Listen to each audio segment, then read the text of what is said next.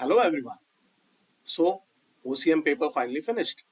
And as I suggested in my previous video, 95% of the questions are repeating. मैंने ये trend पहले ही identify कर लिया था. मैंने ऑलमोस्ट आपको सेम क्वेश्चन भी दे दिए थे, जिससे जिसने प्रीवियस वीडियो देखा है उनका बहुत फायदा हुआ है. They are scoring 75 plus marks out of 80 for sure.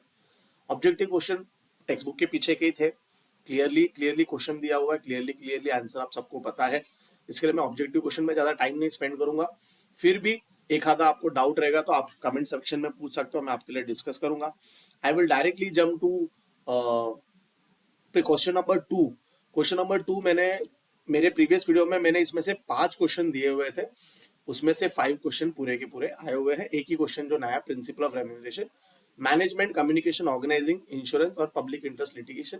ये ऑलरेडी पहले वीडियो में डिस्कस हो चुका था. तो ये जिसने किया होगा प्रोबेबल्स में से, मैंने क्वेश्चन बैंक बोल के नहीं दिया था, 100% बोल. मैं 100% आपको as a teacher I can only share my experience with you. I am not a person who is going to give you like same question and all. वो सब उससे उसका मतलब ही नहीं बनता. You have got many more wars to win. तो आपको ये सब के लिए मैं ट्रेन नहीं कर सकता कि सेम टू सेम दे दो एंड ऑल. प्रोबेबल्स देना है, उसके ऊपर से आपको खुद को ट्रेन करके लेना है. Case study again, very good case studies. अगर आप देखोगे, first one was from business services if I'm not wrong. Yes, name the service which will help him to safeguard the goods. देखो ये ना, ये वाला क्वेश्चन थोड़ा मुझे अप डाउन लगता है, क्योंकि उन्होंने यहाँ पे दिया हुआ है he is worried about safeguarding goods from any unwanted financial loss. ठीक है, name the service which will help to safeguard the goods from any damage. अब इसके दो आंसर आते हैं. अभी देखना पड़ेगा मॉडल आंसर में लोग ने क्या दिया है. अगर फाइनेंशियल लॉस की ही they are thinking about financial loss, the answer should be insurance. And if it is about any damage, तो we can take warehouse also as an answer, क्योंकि warehouse also protect the goods from natural disasters and all. That is one thing. Which service will help him to remove difficulty of place? Transport है इसका answer. From which sector will Mr. Raman get financial support? Banking sector. The answer is banking sector. Objectives में अगर आपको कोई भी doubt हो, आप comment section में मुझसे पूछ सकते हो. I will clarify the answer. ठीक है, आई एम जस्ट डिस्कसिंग थोड़ा जल्दी जल्दी वीडियो के लिए. Ajay purchase some gift articles online, ये भी सिंपल था. Which website is related to C2C, consumer to consumer, eBay. Which website is related to B2C, Flipkart. What is the first step जो अजय को फॉलो करना है? That is registration. थर्ड वाला आ गया था social responsibility of business organisation से. Which responsibility is neglected by the manufacturing organisation. अभी ये ना आपके चैप्टर में बहुत छोटू सा एक पार्ट है बिजनेस एथिक्स के पहले, अगर आपने ध्यान दिया होगा, protection of environment. So that is the social responsibility they are neglecting. What kind of pollution? Very simple answer, water pollution. And last one is write a precautionary measure they need to take. ये opinion based answer था, आपको खुद से लिखना था. मतलब अगर आप लिखते कि they have to follow environment laws या पोल्यूशन कंट्रोल बोर्ड्स के दिए हुए गाइडलाइंस फॉलो करना है, आप कुछ भी एक वन लाइन में लिखोगे which is related to the case, answer will be granted. ठीक है. Distinguish between question number 4.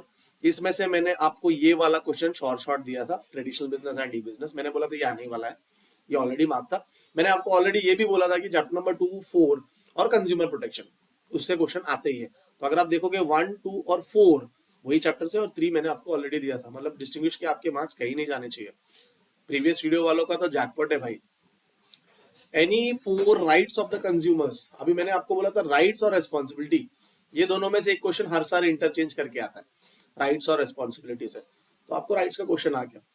4 piece of product marketing mix, इसमें किसी ने भी रिस्क ना लिया हो, क्योंकि मैंने बोला था मार्केटिंग का चैप्टर आपको क्लियर कट करके ही जाना है.